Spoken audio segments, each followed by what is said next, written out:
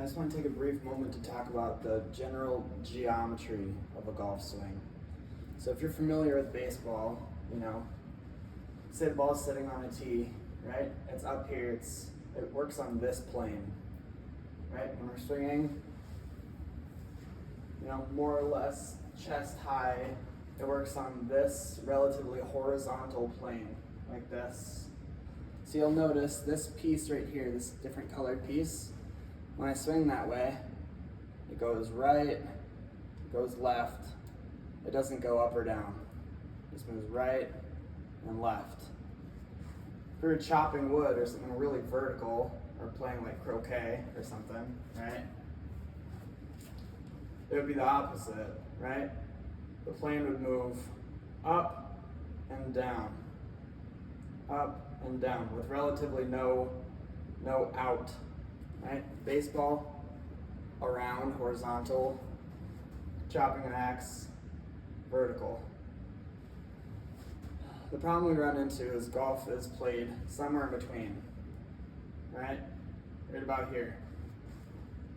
So when it goes back, it goes some amount in and up.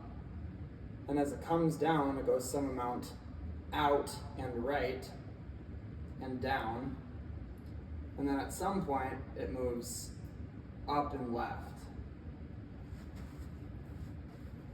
Let me show that again from this angle. So it moves in and up, down and out, up and in. Okay, that's different because if we played golf like this, we had a 90-degree golf club, as we swung it straight up, the club would just go straight back towards you, and it would go straight towards the target. And that would make a lot of sense. So people get in here, and they think, okay, they want to keep that idea, so they're swinging it straight up here, and they have nowhere to go because the geometry doesn't work. Because if we know it moves in a circle, and we're already out here, we have no place to go. That relates to our target. The other problem is, when it comes back, this part right here is aiming away from the ball the whole time, except when it's right at the bottom.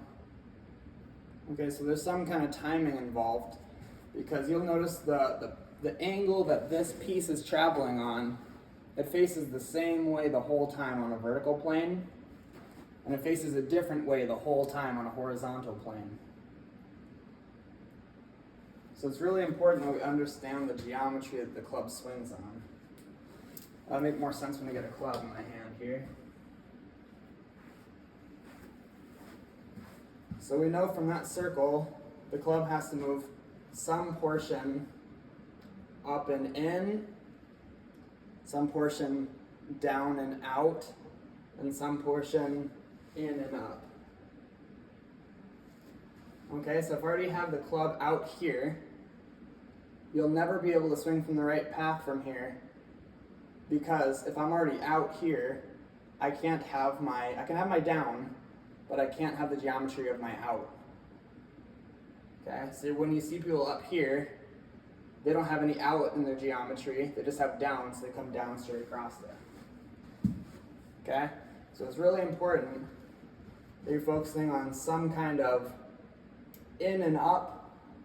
The most important part is probably out and down, because everybody has the down, that's easy. But if you're not in this place where it's in and up, you can't move out and down. And you never have a chance to come from the right path here and then move back in and up. All right, now that we talked about the geometry of the club's arc on a relatively horizontal axis, let's talk about our interaction with the ground based on geometry. And I think this is an underappreciated part of the game that can make a lot of sense when you see it in motion. So we know we got this relatively 45 degrees, so 90 degrees, but here would be 45, right, like in a golf swing. And we got the little piece of pink tape down there representing the lowest part of the circle. Okay, so if we had just perfect geometry right here, 45 degrees. And we just swung it perfectly in and up, out and down, and left and up. And we kept this axis just perfectly centered here. The bottom of the swing would always end up right here at the ball, okay? So in theory, our club would go in and up, out and down, interact with the ball and the ground at the same time, and then travel in and up.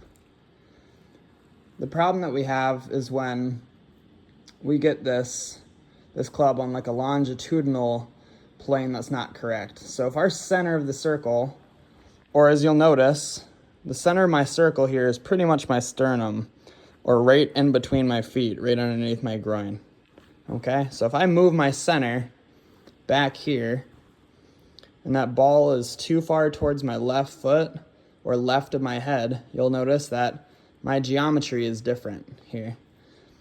The bottom of this circle is now behind the golf ball relative to the target. So it's going to do a couple of things. You'll notice that the club is no longer working down to the low point. It has started actually rising and moving slightly left, if you notice that.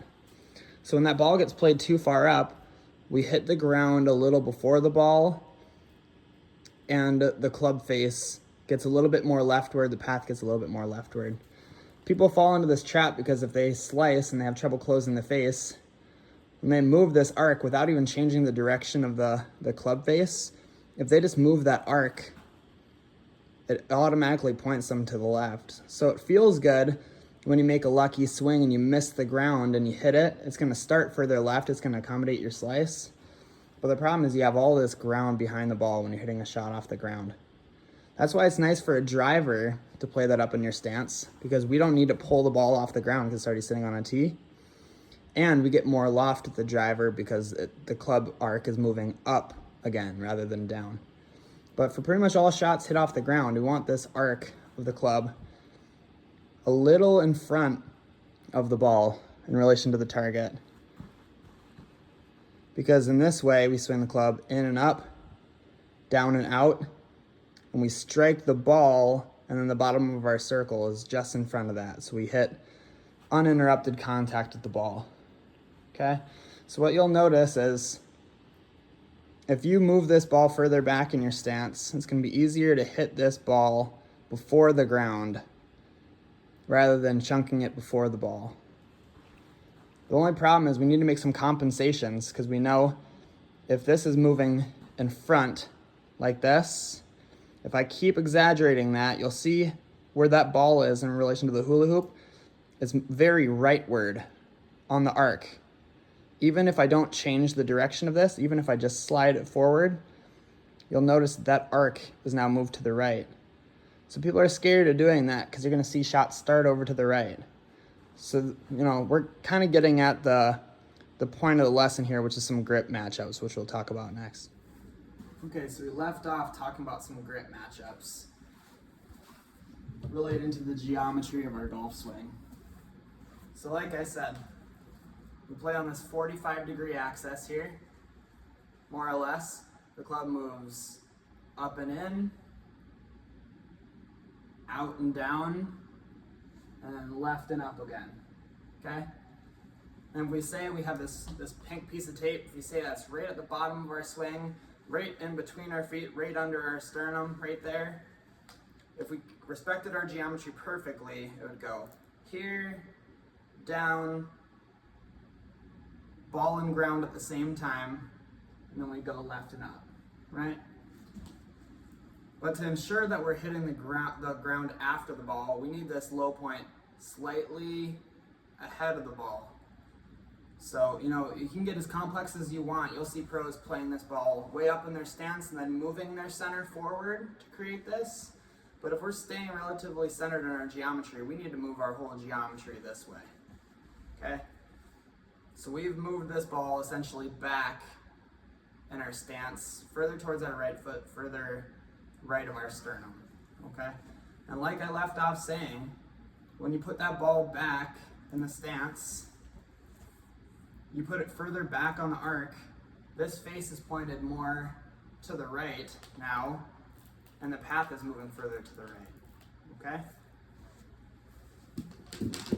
So I just have this club nice and vertical right here, and I just put my hands on it, right? And I say more or less you're in a good grip if you take it and you put it right here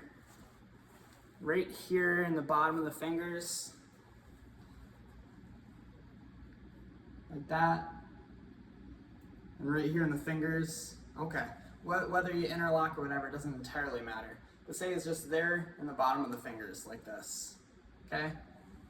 Say we just hold it like this would be a very weak grip, I wouldn't really recommend it. Say the club is vertical, right there.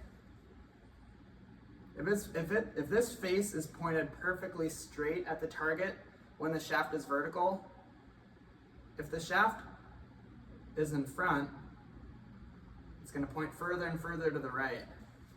So if we take our grip and we put that ball back in the stance and we just relax our wrists, you'll notice that this is pointed off to the right here.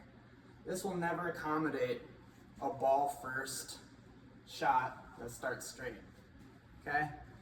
So there's a couple ways you can do it. I tell people, and this has been taught, for decades, is you get the V's pointing towards your shoulder. That's true, but that gets people confused, and I see the grip end up in really bad spots. So in theory, if I have this club right here in the fingers, that's a great place for the club to sit. We just don't like the relationship of the club face there. If we turn this club face just slightly inward, to the varying degree that you need, and still hold it right there in the fingers, you'll see if this shaft is vertical, it's closed.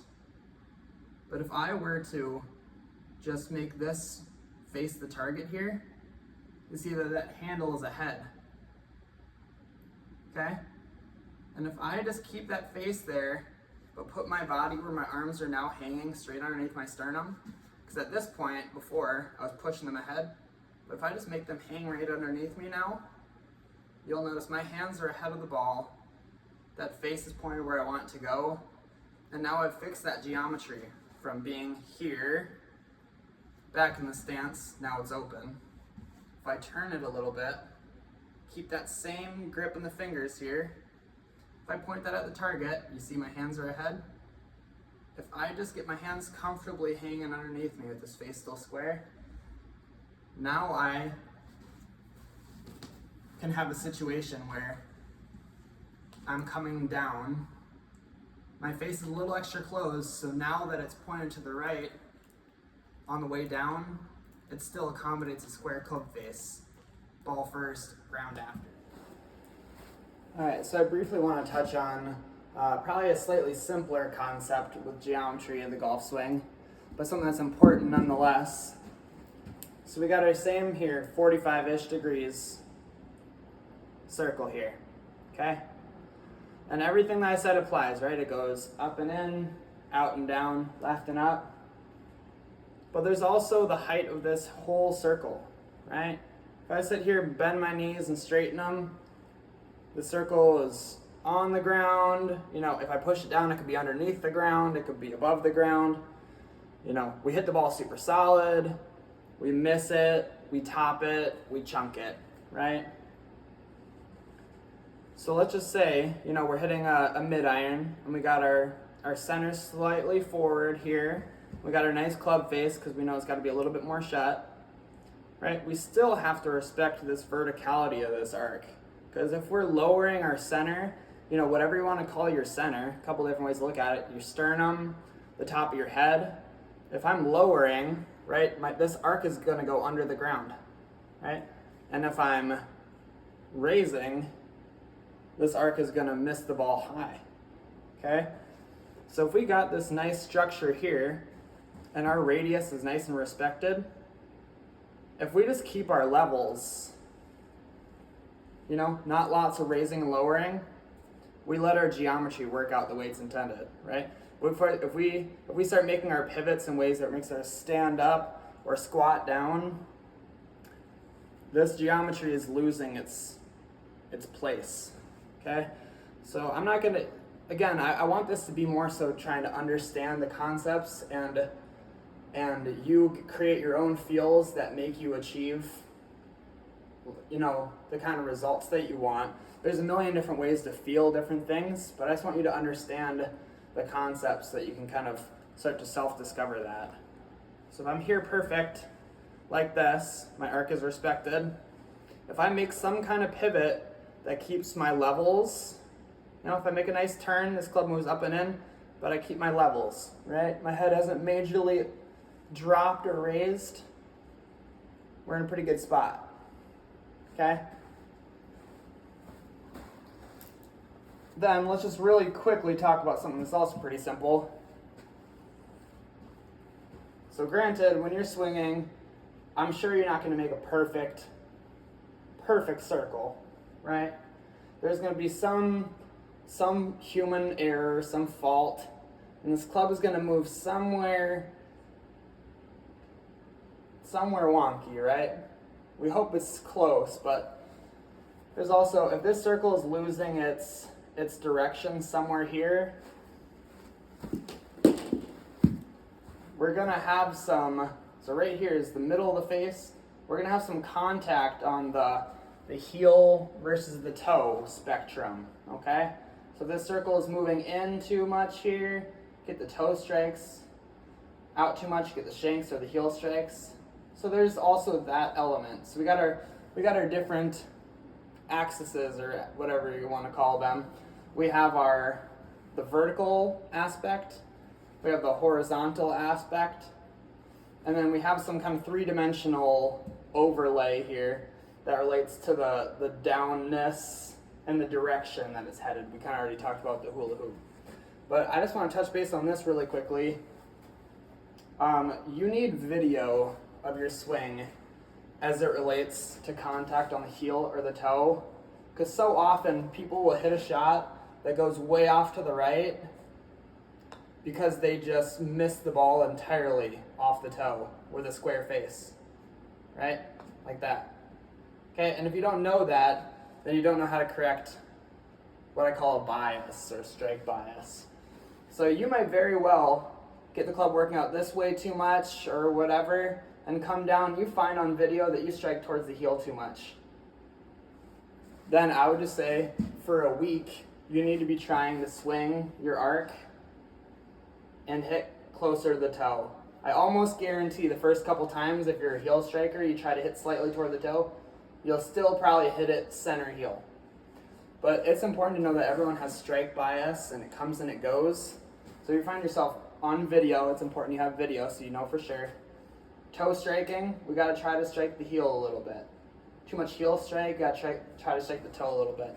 I see people trying to overdiagnose big swing faults as related to contact, not realizing you can make pretty good swings and have contact bias.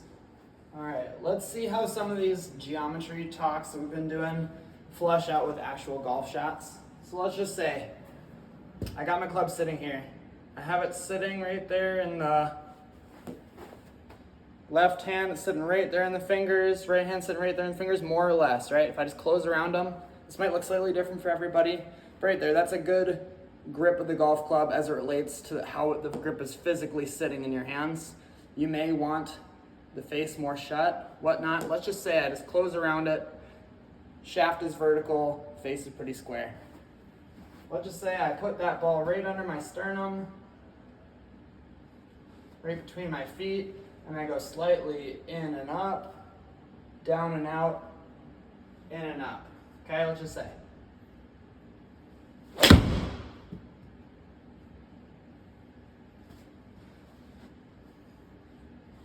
So a little pull shot there, more or less relatively straight.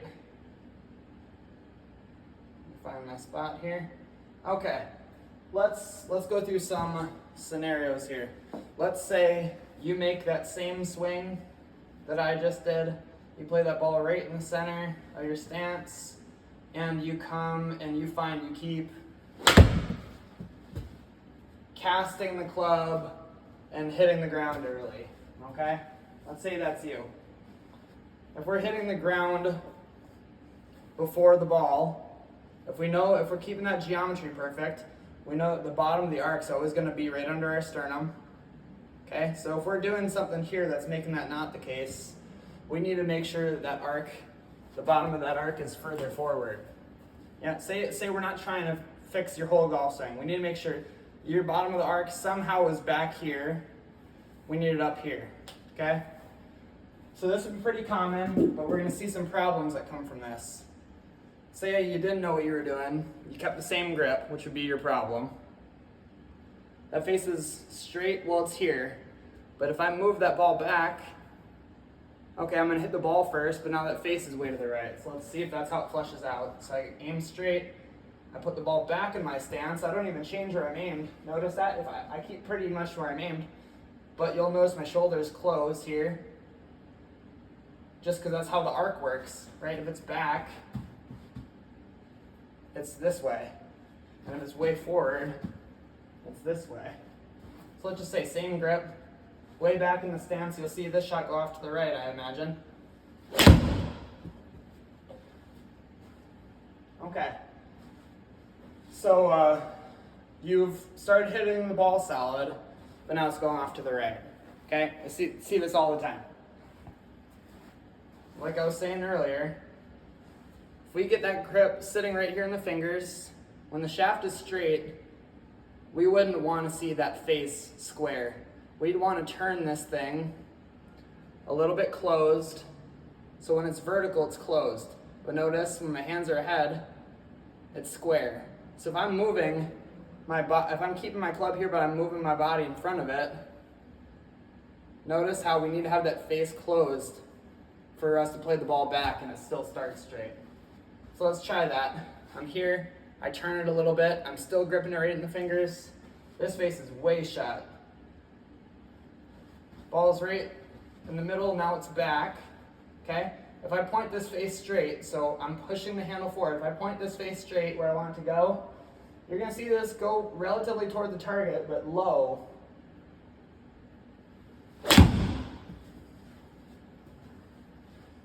Okay? So right at the target, really low. Not ideal, but that's functional. That ball will go straighter.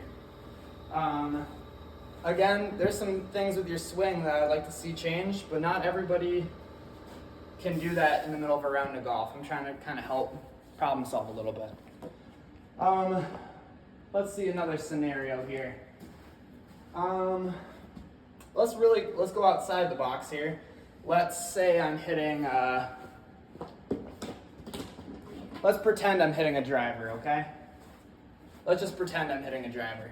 So you fix that iron shot. So the iron shot that you were chunking and hitting off to the right, you strengthened your grip, moved the ball back. Now you're hitting a lower shot, but it's relatively straight. Not gonna be good with the driver and not necessary. So driver, it's sitting on a tee. You know, we're gonna imagine that because I don't wanna get a whole tee set up here. But we don't need to pry this ball off the ground with the driver because it's sitting up on a tee. So this ball is sitting up on a tee, like way up here. I don't need the bottom of my circle right there. I would actually like a little bit more of an upward angle of attack. So I would be playing this ball further towards my left foot. I'd have my sternum behind the ball. Because here, I can swing, reach the bottom of my arc, miss the ground, the club will travel up and hit the ball on the way up. That does two things for me. I don't need to, since I'm not playing this thing back in my stance, I don't need to close the face more. I actually need to close it less, theoretically, because as I'm coming down this arc, if it's further forward, that face is gonna get more left, okay? So you might find, for the driver, let's just say I hit a shot here, I put it way up in the stance and make a normal swing, you should see this ball go more left than normal. So ball kind of up by my lead heel, left of my head. If I make that same kind of in and up, out and down, left and up, it should go more left for me here.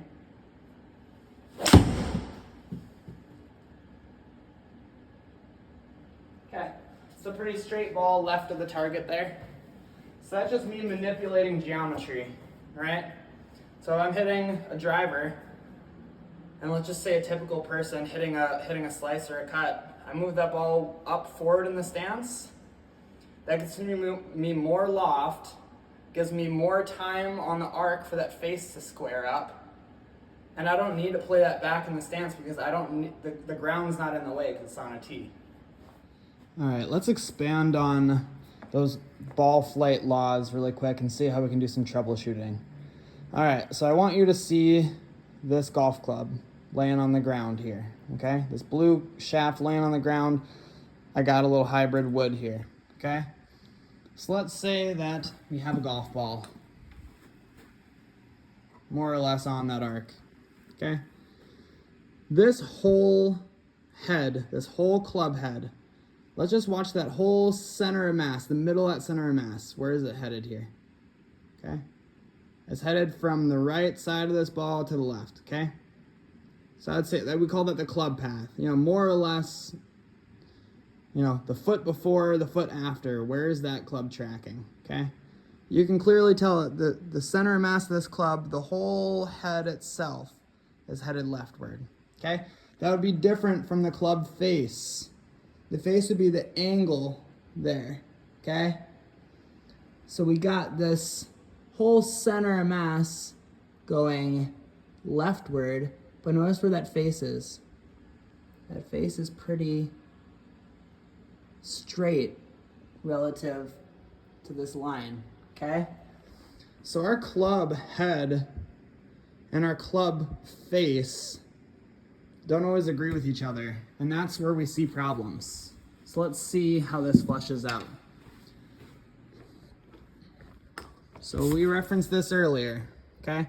That blue line is that club path moving out to the left, okay? That whole center mass of that head moving left. But this red line right in the middle by those dotted lines, that's your face pointed more so at the target than anything, okay? So those aren't agreeing with each other, and anytime that those aren't agreeing with each other, the curvature is going to be represented by the amount that they don't agree with each other. Okay?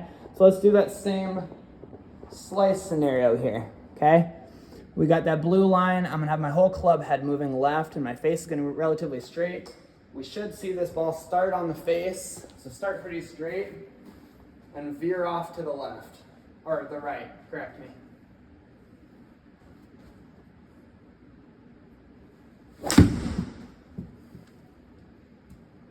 Okay, started fairly straight, went way off to the right.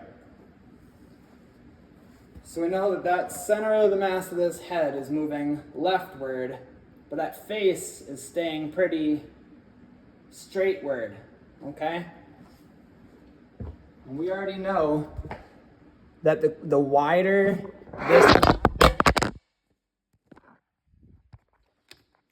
this gap between the two, the wider the curve, okay? So if we were going to correct that, we'll reference the next chart here.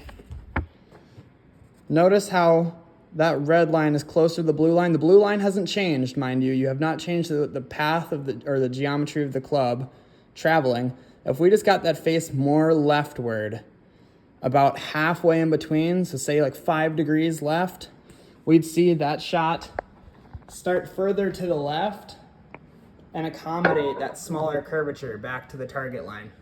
Okay? So we still got this club moving the same direction. Okay? Center of the mass of this head is still this way.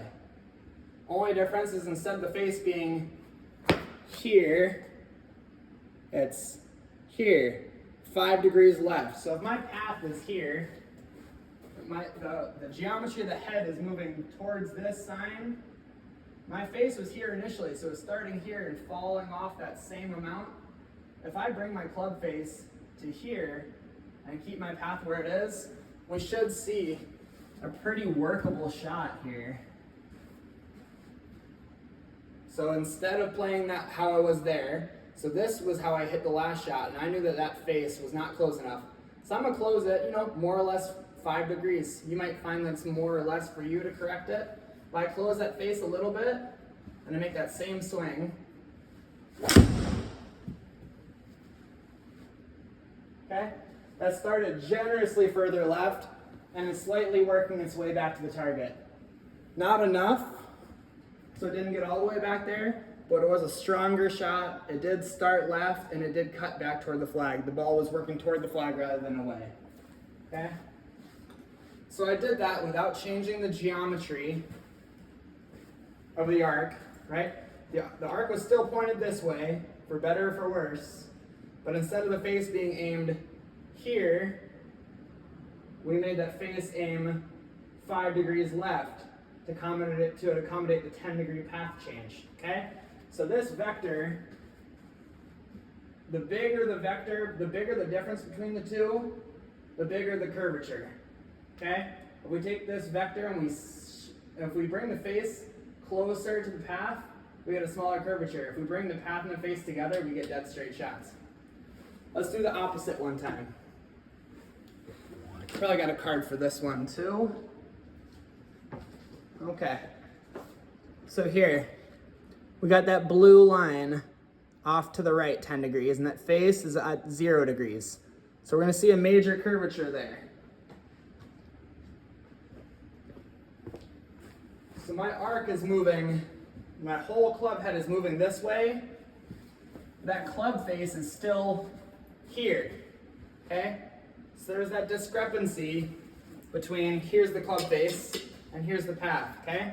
So that ball is gonna start relatively here, straight, right? We like that. But that curvature, that vector difference, is gonna lead to a big curvature to the left, starting relatively straight. So let's see. Got that face pretty straight. My path is too far this way.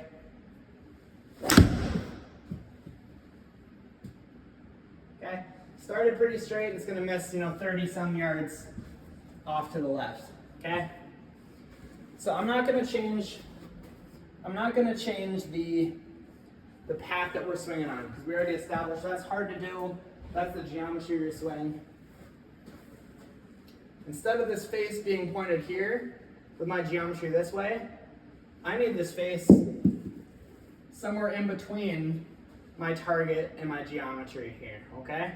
So before, that face was pointed here, that's where the ball was starting, and then it was curving off to the left.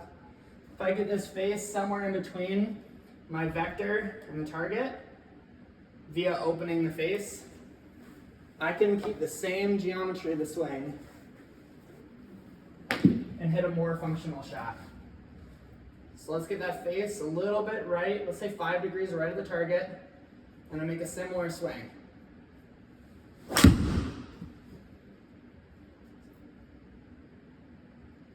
Okay, so I straightened those out. I maybe didn't get the face all the way around, but dramatically less curvature than the hook prior. Let's try that one more time.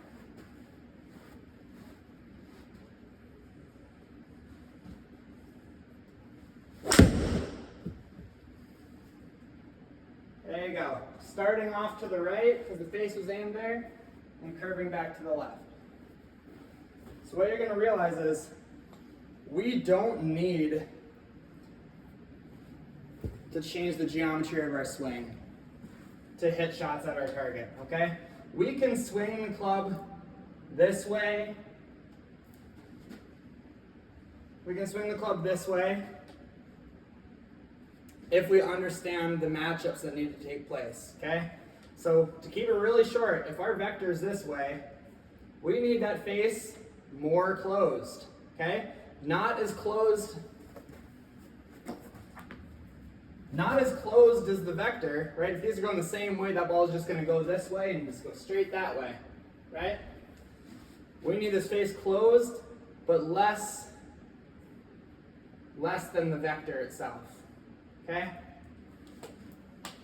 Same thing the other way. If I want to hit a perfect draw shot, if I'm hitting big hooks, I need this club face more degrees to the right to accommodate this vector that's way out this direction, so I can have a smaller curvature.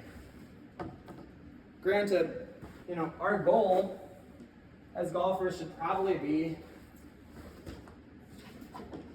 to have this geometry be pretty constant, pretty appropriate, pretty up and in, down and out, left and up. the closer we are to that, the closer our path and our face are going to agree to each other. So that's what we should be striving for. But sometimes on the golf course, it's just much quicker and less painstaking to change the face matchup.